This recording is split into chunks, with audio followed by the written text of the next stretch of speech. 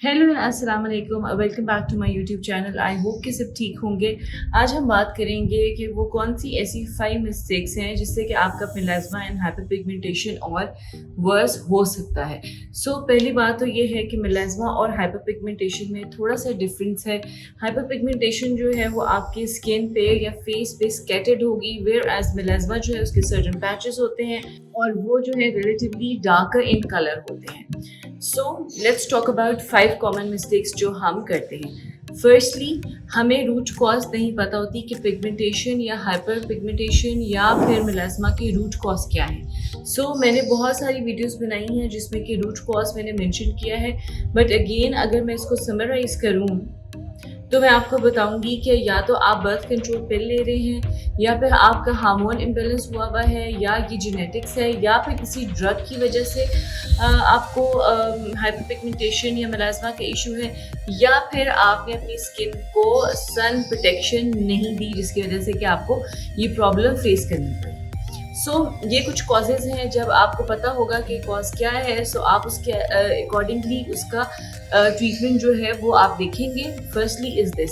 Second mistake जो बहुत सारे लोग करते हैं वो ये है थिंकिंग के जो भी आप डॉक्टर्स के इन हाउस प्रोसीजर्स होते हैं दे एक्चुअली क्योर और करेक्ट द मेलास्मा और हाइपरपिगमेंटेशन। फॉर एग्जांपल हम बात करते हैं कि कुछ लेजर्स हो गए, केमिकल पील्स हो गई, माइक्रोनीडलिंग होगी। दिस इज़ नॉट नेसेसरी कि वो उससे ठीक हो जाए। कभी कभार कुछ ऐसे केसेस आते हैं जिसमें कि ये जो हाइपरपिगमेंटेशन मेलास्मा है ये और वर्स हो जाता है। This is not a thumb rule that these in house procedures जो हैं they are definitely gonna work for melasma और hyperpigmentation, because it's very from person to person. Now let's talk about the third and most common mistake, which is not going crazy with just sunblock. मतलब ये है कि sunblock is must. अगर आप sunblock use नहीं कर रहे, इसका मतलब ये है कि आप स्किन को डैमेज कर रहे हैं, आपका मेलास्मा कभी ठीक नहीं होगा, हाइपरपिगमेंटेशन और वर्स हो जाएगी। इसकी मैं आपको छोटी सी एग्जांपल ये देती हूँ कि एक for example there is a girl जो कि पूरे 1 साल से हाइपरपिगमेंटेशन या मेलास्मा की ट्रीटमेंट ले रही है और उसको 10% शी फील्स लाइक कि इट्स गेटिंग बेटर। बट अगर वो सिर्फ एक दिन सन एक्सपोजर करेगी without putting sunblock on the face, तो वो जितना उसने उसको क्योर करने में टाइम लगाया है इज जस्ट 1 डे कि वो सब कुछ जो है वो डैमेज हो जाएगा। एक दिन के सन एक्सपोजर से जो भी हाइपरपिगमेंटेटेड या मेलास्मा प्रोन स्किन होती है उसका डैमेज बहुत ज़्यादा है।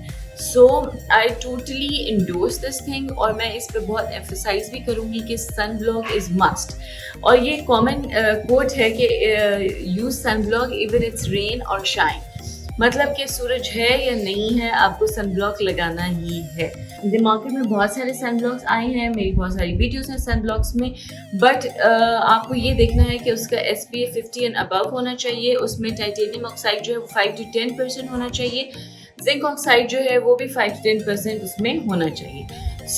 ये वाले सन ब्लॉक्स आप यूज़ कर सकते हैं। नाउ फोर्थ मिस्टेक इज़ कि आप स्किन केयर एक्टिव्स को अपनी स्किन केयर रूटीन में इंक्लूड नहीं करते। स्किन केयर एक्टिव्स कौन से हैं? जैसे रेटिनॉल हो गया, विटामिन C हो गया, अल्फा-आर्बिटिन हो गया, कोजिक एसिड हो गया, ठीक है, हाइलुरोनिक हो गया, ट्रांजामिक एसिड हो गया। ये जितने भी स्किन एक्टिव्स हैं जो कि आपकी मेलानोसाइट्स पे काम करते हैं, आप उनको यूज़ नहीं करते।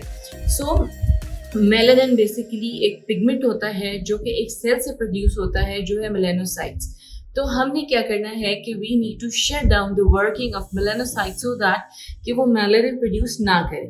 और उस सब के लिए हमें रेगुलर बेसिस पे जो स्किन केयर एक्टिव्स हैं जो कि मेलानिन प्रोडक्शन को शट डाउन कर सकते हैं वो हमें यूज़ करने चाहिए। जैसे कि अल्फा-आर्बिटिन हो गया, विटामिन C हो गया, ट्रांजामिक एसिड हो गया, नाइसिनामाइड हो गया।